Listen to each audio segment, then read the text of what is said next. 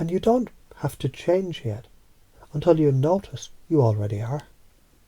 Because as you hear these words, your mind can wander, drift, and also focus. The same way a child plays at the edge of chaos and somehow learns faster than any adult ever could. Confusion feels dangerous to adults, but to kids it's home.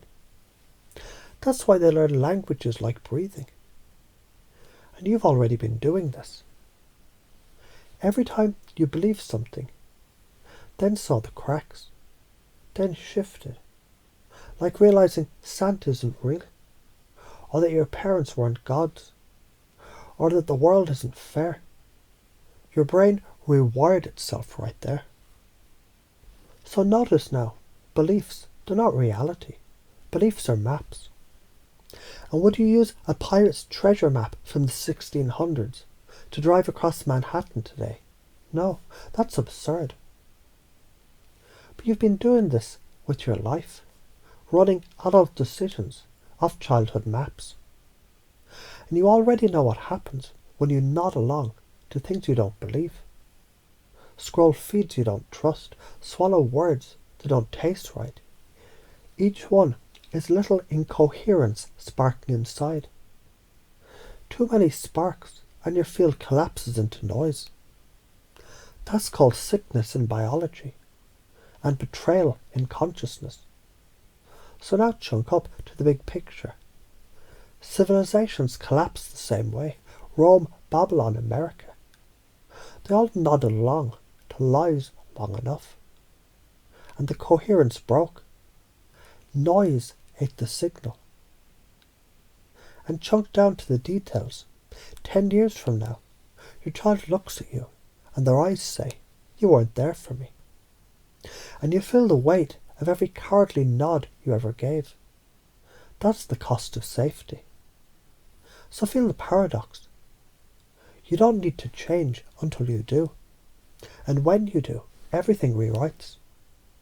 Because here's the science. Neuroplasticity means every reframe prunes an old synapse and it wires a new identity. Confusion lights up your anterior cingulate cortex. It literally destabilizes old beliefs. Memory reconsolidation lets you rewrite them permanently. The amygdala fires hardest when values are touched. Freedom, love, respect, that's why this sticks. And notice this, every time you step into fear, you actually step into coherence. Because electricity only flows across polarity. No voltage, no life. Safety equals death by numbness. So let's run the loop. You've lived in cages, politely choking. You imagine the chaos of stepping out. You remember you value freedom, respect, love, legacy. And you realize you're the kind of person who rips cages apart. And the unconscious mind says, yeah, that's me. Now future pace. If you keep nodding along, you serve other people's cages until your signal dies. If you interrupt the bullshit, you reclaim coherence. Your DNA vibrates like a tuning fork. Your children inherit signal instead of static. And here's the smack of truth.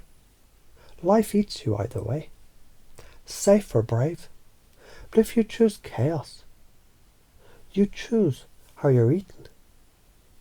You die once as a hero and are reborn. Or you die daily, quietly as a villager.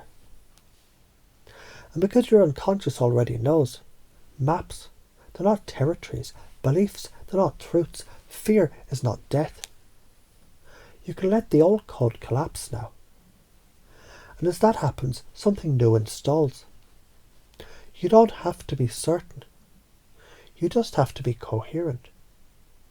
You don't have to be fearless. You just have to step anyway.